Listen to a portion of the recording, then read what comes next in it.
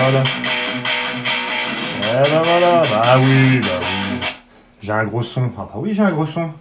Hein, avec un diesel à 3000 balles. Tu m'étonnes que j'ai un gros son. Oh là là, les vidéos YouTube, c'est magnifique. Quoi? Tu me prends pour un mytho? Soi-disant, oui, parce que j'ai mis 3000 balles, j'ai un gros son. Attends, écoute.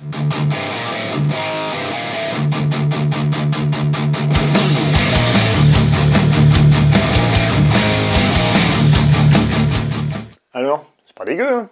Eh ben ça, c'est uniquement avec des plugs gratuits. Il n'y a pas un truc qui est payant là-dedans. Ouais, je vais te montrer comment on fait, t'inquiète pas, je suis pas là pour... hein. Et comme ça, si t'es pas content avec ça, bah on fait mi-chemin. Celui-là qui vient pas, on va donner rendez-vous moitié route. Alors, on va voir qui c'est le gros son derrière ça. Donc sur Cubase, le soft importe peu. On va pas faire de suspense plus longtemps. Les plugs gratuits, c'est de la collection Init Amp. Voilà, je mettrai le lien en description. Vous allez sur leur site, donc il y a moyen de faire une donation. Mais c'est donc du gratuit. Dans l'ordre, j'ai une TS999 de chez eux. On verra après, je m'en sers pas sur la rythmique. Un Profit, qui est donc... leur version, à mon sens, de la Metal Zone. Un Profit, Fit, c'est MOSFET, c'est-à-dire que c'est transistor. Je mets un gate, voilà, qui permet d'éviter ça. Espèce de souffle. Voilà. Voilà. Et après, c'est de chez eux le TPA1 Tube Power Amplifier. Voilà. Et enfin, pour les enceintes, leur plug NAD IR, voilà, qui permet donc d'avoir deux IR en même temps, même si on est en mono. Je vous explique ça après. Dans l'ordre, on va démarrer avec le Profit. Voilà, le son rythmique, ça donne ça.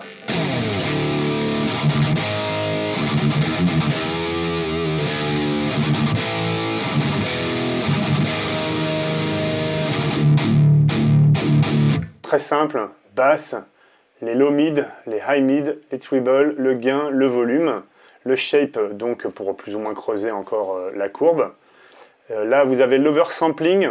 Alors l'oversampling, moi je m'en sers, je le mets à fond.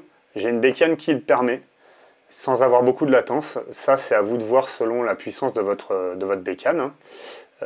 À savoir que vous pouvez, si vous avez une bécane un peu plus faible, vous pouvez enregistrer avec un oversampling x2 et à la lecture mettre un oversampling x8 en augmentant la taille des buffers de votre DAW. Voilà. Et du coup, ça permet d'enregistrer quand même avec peu de latence, le son est un peu plus dégradé, et à la lecture et à l'export, ça permet de mettre en 8, donc d'avoir un son un peu plus travaillé et fourni en augmentant la latence du soft. Le routing mono, je suis en mono, voilà. Ça, c'est très simple à régler, on est d'accord. Le gate, c'est le gate qui est gratuit dans Cubase. Donc c'était là, je dis gratuit, parce que Cubase n'est pas gratuit, mais je veux dire, c'est pas un logiciel qu'il faut rajouter. Vous en avez un certainement dans n'importe quel soft, hein, que ça soit Pro Tools. J'ai toujours vu un gate, hein, donc il y a obligatoirement un gate quelque part à régler. Moi, je sais que j'ai une combine pour le gate, je vous le montre.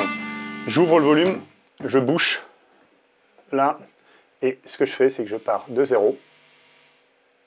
Voilà, quand ça se coupe bien, j'arrête. Si vraiment je suis sur quelque chose où je veux une rythmique très syncopée, je vais plus loin, je lâche les cordes et je le monte jusqu'à ce que ça s'arrête. Voilà. Là, ça permet d'avoir vraiment...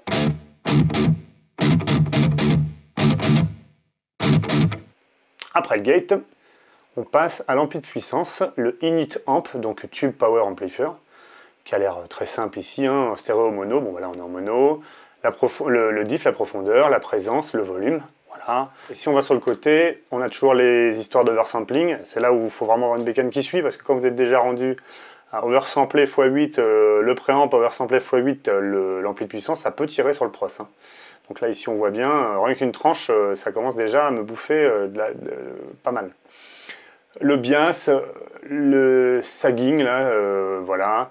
Le type de lampe, donc ça permet de passer type L34, 6L6 ou 4T88. Le feedback, la résonance, enfin tout ça c'est pour un petit peu équaliser. On va pas se mentir, j'imagine mal que sur un plug gratuit il se soit fait suer à émuler tout le circuit électronique d'un ampli de puissance.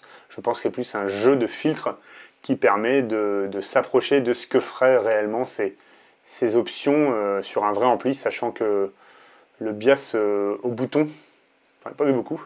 Voilà, donc ça c'est typique pour émuler un ampli qu'on aurait passé avec un bias plus froid, avec un bias plus chaud, voilà.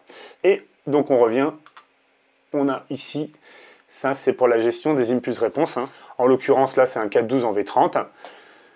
J'ai mis un Shure SM57 et un Sennheiser MD421, voilà, avec un angle de 45 degrés. Je fais toujours des prises, même quand je les faisais en vrai, à 2 micros, parce que c'est quasiment impossible avec un seul micro d'avoir l'amplitude de son complète qu'on veut, hein, voilà. Donc ça permet d'avoir généralement un SM57, un dynamique qu'on met assez proche de l'enceinte, proche du centre du HP pour avoir quelque chose de très très droit, où on a vraiment toute l'attaque, tout le punch et c'est bien défini. Et après on peut se servir là d'un MD421, si j'ai pas d'autre choix. Ça permet d'avoir un son un peu plus rond, peut-être un peu excentré sur le cône ou sur l'extérieur du HP. Ça permet donc d'avoir un son un peu plus rond et de mélanger les deux, voilà, ça permet d'avoir ça. Je rajoute toujours un peu de pièces, histoire de rendre un peu moins synthétique l'approche, même si après au mixage vous pouvez rajouter de la reverb, mais si vous n'avez pas abusé, un peu de pièces, même encore un peu de reverb derrière, c'est pas moche. Les filtres passe haut qui permettent d'éviter d'avoir trop d'effets booming dans le bas du spectre, voilà. Donc on est d'accord, on a vu le son entièrement qu'avec des plugs gratuits. Pour le solo, je rajoute la Tube Screamer, que voici que voilà.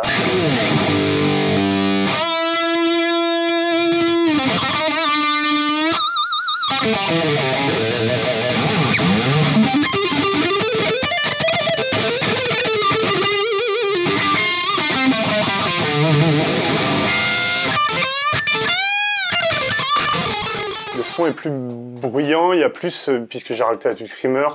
Bon là il me fallait un son avec beaucoup de sustain, très agressif, avec beaucoup d'aigus, pour passer un peu le mix, le mur du son des guitares rythmiques, sans avoir quelque chose de très rond. Le son, dans l'exemple que j'ai fait, c'est du Exodus, hein.